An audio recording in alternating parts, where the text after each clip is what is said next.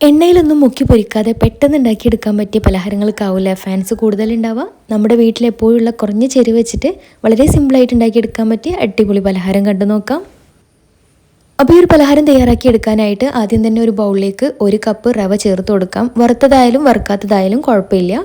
ഇനി ഇതിലേക്ക് മധുരത്തിന് വേണ്ടിയിട്ട് 1/2 കപ്പ് പഞ്ചസാരയും കൂടെ തന്നെ നല്ലൊരു ഫ്ലേവറിന് വേണ്ടിയിട്ട് 1 ടീസ്പൂൺ ഏലക്കാപ്പൊടിയും ഒരു നുള്ള് ഉപ്പും കൂടെ ചേർത്ത് നന്നായിട്ടൊന്ന് മിക്സാക്കി എടുക്കാം.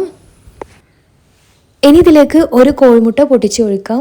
കൂടെ തന്നെ 1/4 കപ്പിന് താഴെയായിട്ട് കുറച്ച് പാലും കൂടെ ചേർത്തിട്ട് മിക്സാക്കി എടുക്കുന്നുണ്ട്. റൂം ടെമ്പറേച്ചറിലുള്ള പാലാണ് കേട്ടോ ചേർത്ത് കൊടുക്കേണ്ടത്. പാല് കുറേശ്ശെ ആയിട്ട് ചേർത്ത് നന്നായിട്ട് മിക്സാക്കി എടുക്കാം. എന്നിട്ട് ഇതൊരു 10 മിനിറ്റ് റെസ്റ്റ് ചെയ്യാൻ വേണ്ടിയിട്ട് മാറ്റി വെക്കാം. റവക്കൊന്ന് നന്നായിട്ട് കുതിർന്ന് കിട്ടണം.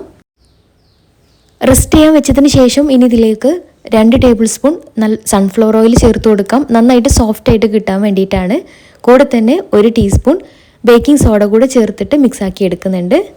ബാറ്റർ നന്നായിട്ടൊന്ന് മിക്സായിട്ട് കിട്ടാൻ വേണമെങ്കിൽ മിക്സിയുടെ ജാറിലിട്ടിട്ട് ഒന്ന് അടിച്ചെടുത്താൽ നന്നായിരിക്കും കേട്ടോ. ഞാനിപ്പോൾ അടിച്ചെടുത്തിട്ടൊന്നുമില്ല, നന്നായിട്ട് മിക്സാക്കി എടുത്തിട്ടുണ്ട്. ഇനി സ്നാക്ക് ഉണ്ടാക്കി തുടങ്ങാം. അപ്പോൾ അതിനായിട്ടൊരു പാന് സ്റ്റൗവിൽ വെച്ചിട്ടുണ്ട്. എന്നിട്ട് അതിലേക്ക് 1 ടേബിൾ സ്പൂൺ നെയ്യോ അല്ലെങ്കിൽ ബട്ടറോ ചേർത്ത് കൊടുക്കാം. നന്നായിട്ട് ചൂടായിട്ടുള്ള ഈ പാനിലേക്ക് ഇനി ബാറ്റർ ഒഴിച്ച് കൊടുക്കാം. ബാറ്റർ ഒഴിച്ച് കൊടുക്കുന്ന സമയത്ത് ഹൈ ഫ്ലെയിമിലാണ് കേട്ടോ ഇട്ടിട്ടുള്ളത്. ഇനി ലോ ഫ്ലെയിമിലിട്ടിട്ട് അടച്ച് വെച്ച് ഒരു 15-20 മിനിറ്റ് വരെ വേവിച്ചെടുക്കാം. നിങ്ങളെടുക്കുന്ന പാത്രത്തിനനുസരിച്ചും സ്റ്റൗവിനനുസരിച്ചൊക്കെ ടൈമിൽ ചിലപ്പോൾ വ്യത്യാസം ഉണ്ടാവും. എനിക്ക് ഏകദേശം 15 മിനിറ്റ് ആയപ്പോൾ തന്നെ നന്നായിട്ട് വെന്ത് കിട്ടിയിട്ടുണ്ട്. മുകൾ ഭാഗമൊക്കെ നല്ല സെറ്റായിട്ട് ഒരു ടൂത്ത് പിക്ക് വെച്ചിട്ട് കുത്തി നോക്കുമ്പോൾ മാവൊന്നും ഒട്ടി പിടിക്കുന്നില്ല എന്നുണ്ടെങ്കിൽ കറക്റ്റായിട്ട് വെന്തിട്ടുണ്ടാവും.